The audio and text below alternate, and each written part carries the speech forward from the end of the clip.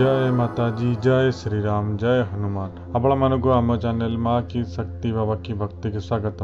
आज आम भिडियो माध्यम जाना बजरंग बाण रचना किपरि होता आप कहींपर तुलसीदास जी और तांत्रिक विद्या एमती कौन घटी जहाँद्वारा कि तुलसीदास जी बजरंग बाण रचना करते ये विषय आज आम भिडियो माध्यम जाना। जब आपण भिडियो भल लगे तेज लाइक शेयर सब्सक्राइब करेंगे और अन्य शेयर करेंगे। यह गोटे सत स्टूडियो सत घटना जहाँकि मुझे कहवाक जाऊँगी।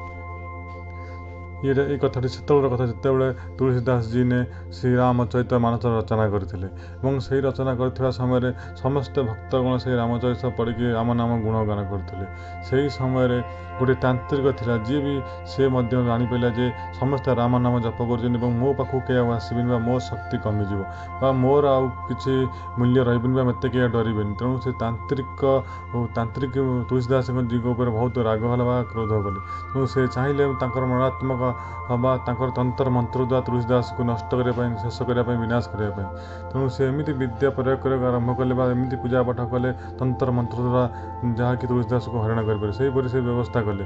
तेणु किछि दिन पर देखिले तुलसीदास कति जितेबाला आसिले पहुँचले नष्ट करने ध्वंस करने से एमती विद्या प्रयोग करे तुलसीदास जी जहाँकि शरीर सारा आप देखिए भिडियो माध्यम यहीपरि रोग वैराग सब होगा शरीर जलिबा लगिला एते कष्ट पाइले जे से किसी करें ना से समय तुलसीदास जी ने रचना करते बजरंग बाण एवं दुख कष्ट न सही पारे हनुमान बाबा कतिकी हनुमान बाबा पाखक जा ध्यान करी स्मरण करी प्रत्येक गोटे गोटे धाड़ी बजरंग बाण महामंत्र विषय जोटा कहींपर समस्त चपाई गोटे गोटे था बजरंग बाणर गोटे गोटे बाण बा ध्वंसकार बाण यही बाण से रचना करते से समय जो तांत्रिक उपरकू मरणात्मक आक्रमण करता से समय तुलसीदास रचना करते बजरंग बाण एवं बजरंग बाण जिते शेष है लेखा से बजरंग बाण शेष पर हनुमान बाबा सांगे सांगे तुलसीदास सम्मुखें आसी प्रकट हेले से सब विषय जापर तुलसीदास अवस्था देखी मुंडे हाथ रखु रखु समस्त कष्ट दूर होगा समस्त रोग व्याधि जहाँ भी सब जिन ध्वंस नष्ट होगा। तापर यह जानला हनुमान बाबा सीधा सांगे सांगे से तांत्रिक पाखक जाते जहाँ जो जी कि तुलसीदास बाबा जी कि हरण करते मारे चेष्टा करते से पहुँचु पहुँचु समस्त तंत्र आड़ा जहाँ भी अच्छी सब ध्वंस हो जाता गर्जन हनुमान बाबा जल पावर से तंत्र मंत्र गढ़ुवा तांत्रिक गोड़ तले भूल मागी गोड़ तले पड़े केवे भी जीवन सब कम करें भगवान कही से ही समय दिन यही बजरंग बाण को दिव्य मंत्र बा कह जाए आप जिते भी दुख कष्ट था जिते तंत्र मंत्र जी भी करूँ आप जो बजरंग बाण पाठ कर आपण जीवन समस्त दुख कष्ट दूर हो जाए। जाने बजरंग बाण आप कौ समय पाठ करेंगे आप बजरंग बाण केवल छोट सामान्य जिनसपाई सामान्य सुखपाई आप कहार अनिष्टपाई कि छोट मोट किसी प्रोब्लेम आप बजरंग बाण पढ़ु ना आप बजरंग बाण केतवे पढ़े जिते आपण को जो जीवन में बहुत दुख कष्ट आसो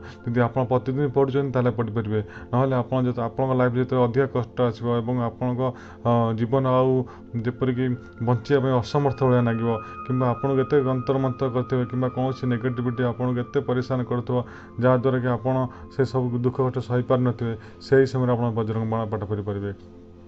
आउ कौ समय पढ़ी पारे जितेबाला आपण ग्रह दोष शनि दोष ग्रह दोष मंगल ग्रह दोष जेकोसी ग्रह दोष राहु केतु आपण जिते बड़े ग्रह दोष संकट पड़े था और कौन कार्य करते ना आप समस्त कार्य असफल होता से समय आप बजरंग बाण पाठ करेंगे यही बजरंग बाण पाठ कर समय देखिए आप जेकोसी ग्रह दोष थाए सब जिन नष्ट ध्वंस हो जाता है आप हनुमान बाबा शरण प्राप्ति होती कृपा आप लाभ करते तेणु यही सब समय बजरंग बाण पाठ कर अन्य कौन समय पाठ पढ़े जितेबाला आपण शरीर अनेक रोग थब अधिक कष्ट पाते एमती रोग व्याधि जपरी आप जीवन कष्ट लगे बचाई तेणु से समय आप बजरंग बाण पाठ करेंगे यही समय बजरंग बाण पाठ पढ़े आप देखिए आप शरीर रोग कष्ट जहाँ भी नष्ट सब हो समस्त कष्ट धीरे धीरे धीरे धीरे दूर हम तेणु आपड़ यही समय बजरंग बाण पाठ करेंगे अन्य कौन समय पाठ करेंगे जितेबाला आपण परिवार पर संकट पड़े था आप ଘରର କୌଣସି ସଦସ୍ୟ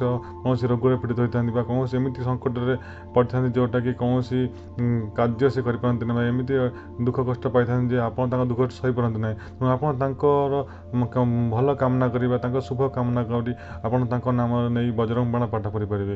ଏହାଦ୍ୱାରା ମଧ୍ୟ ଆପଣଙ୍କ ପରିବାର ସଦସ୍ୟ ଲୋକଙ୍କ ଯାହା ବି ଦେହ ପ୍ରୋବ୍ଲେମ୍ ଶରୀର କଷ୍ଟ ଥାଏ ସେସବୁ ଜିନିଷ ଆପଣ ମଧ୍ୟ ଦୂର କରିପାରିବେ। ଏବଂ ବଜରଙ୍ଗ ବାଣ ପଢ଼ୁଥିବା ସମୟରେ ଆପଣ ସବୁବେଳେ ନୀତି ନିୟମ ମାନନ୍ତୁ ଏବଂ କେତେବେଳେ ବି ବଜରଙ୍ଗ ବାଣକୁ ଜୋର ଜୋର ହଠାତ୍ କି ସାଙ୍ଗେ ସାଙ୍ଗେ ପଢ଼ନ୍ତୁ ନାହିଁ, ଧୀରେ ସ୍ଥିର ଧ୍ୟାନର ସେ ପଢ଼ନ୍ତୁ। ଏ ବଜରଙ୍ଗ ବାଣ ଭଲସେ ପଢ଼ିବେ କାରଣ ଏ ବଜରଙ୍ଗ ବାଣରେ ବହୁତ ପାୱାର ଥାଏ ଏବଂ ଏହାଦ୍ୱାରା ମଧ୍ୟ ହନୁମାନ ବାବା ନିଶ୍ଚୟ ଆସିଥାନ୍ତି ଏବଂ ସବୁ ଦୁଃଖ କଷ୍ଟ ଯାହା ବି ଆପଣଙ୍କ ଶରୀରରେ ଥାଏ ବା ମନରେ ଥାଏ ସବୁ ଜିନିଷ ଦୂର କରି ଯାଇଥାନ୍ତି। ତେଣୁ ବଜରଙ୍ଗ ବାଣ ଯେତେବେଳେ ପଢ଼ୁଛନ୍ତି ସେତେବେଳେ ଆପଣ ନୀତି ନିୟମ ନିଶ୍ଚୟ ମାନିବା ଆବଶ୍ୟକ ହୋଇଥାଏ। ଏବଂ ଏବେ ଜାଣିବା ବଜରଙ୍ଗ ବାଣ କେଉଁମାନେ ପଢ଼ିପାରିବେ। ଆପଣ ଯଦି ବଜରଙ୍ଗ ବାଣ ପ୍ରତିଦିନ ପଢ଼ୁଛନ୍ତି ତାହେଲେ ଆପଣ ବଜରଙ୍ଗ ବାଣ ସବୁଦିନ ପଢ଼ିପାରିବେ, କିଛି ଅସୁବିଧା ନାହିଁ।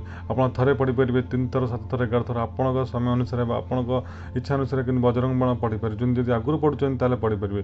ଯଦି ଆପଣ ପଢ଼ୁନାହାନ୍ତି କିନ୍ତୁ ଆପଣ ଏଇସବୁ ସିଚୁଏସନ୍ ଯେତେବେଳେ ମୁଁ ଯାହା ସବୁ କହିଲି ଏଇ ସିଚୁଏସନ୍ ଆପଣଙ୍କ ଲାଇଫ୍ରେ ଆସିଲେ ଆପଣ ନିଶ୍ଚୟ ବଜରଙ୍ଗ ବାଣ ପାଠ ପଢ଼ନ୍ତୁ। ହନୁମାନ ବାବୁଙ୍କୁ ସଂକଳ୍ପ କରି ପାଠ ପଢ଼ିପାରିବେ।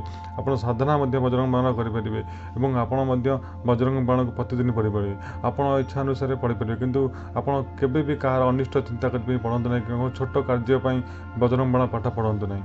ଏବଂ ଆପଣ ଏବେ ଜାଣିବା ବଜରଙ୍ଗ ବାଣ କେଉଁମାନେ ପଢ଼ିପାରିବେ। ବଜରଙ୍ଗ ବାଣ ସମସ୍ତେ ପଢ଼ିପାରିବେ, ଛୋଟ ପିଲାଠୁ ଆରମ୍ଭ କରି ବୃଦ୍ଧା ବୟସ ଯାକେ, ମହିଳାଠୁ ଆରମ୍ଭ କରି ପୁରୁଷ ଯାକେ ସମସ୍ତେ ପଢ଼ିପାରିବେ। ସବୁ ଶ୍ରେଣୀର ସବୁ ବର୍ଗର ସବୁ ଜାତିର ସବୁ ଧର୍ମର ଆପଣ ପଢ଼ିପାରିବେ, କିଛି ଅସୁବିଧା ନାହିଁ। ଆପଣ ଭଗବାନଙ୍କୁ ଡାକୁଛନ୍ତି ମାନେ ଭଗବାନ ନିଶ୍ଚୟ ଆପଣଙ୍କ କତିକି ଆସିବେ। ଆପଣଙ୍କ ଜୀବନରେ ଦୁଃଖ କଷ୍ଟ ପଡ଼ିଛି ଆପଣ ଭଗବାନଙ୍କୁ ସ୍ମରଣ କରୁଛନ୍ତି, ଦେଖିବେ ଆପଣ ପଢ଼ିକି ଦେଖନ୍ତୁ ଆପଣ ବଜରଙ୍ଗ ବାଣ ପଢ଼ିଲା ବେଳେ ଆପଣଙ୍କ ଜୀବନରେ ଯାହା ବି ଦୁଃଖ କଷ୍ଟ ଥିବ ନିଶ୍ଚୟ ଆପଣ ତାର ଉପକାର ପାଇବେ ଏବଂ 100% ଗ୍ୟାରେଣ୍ଟି ଏହାର ଉପକାର ପାଇବେ।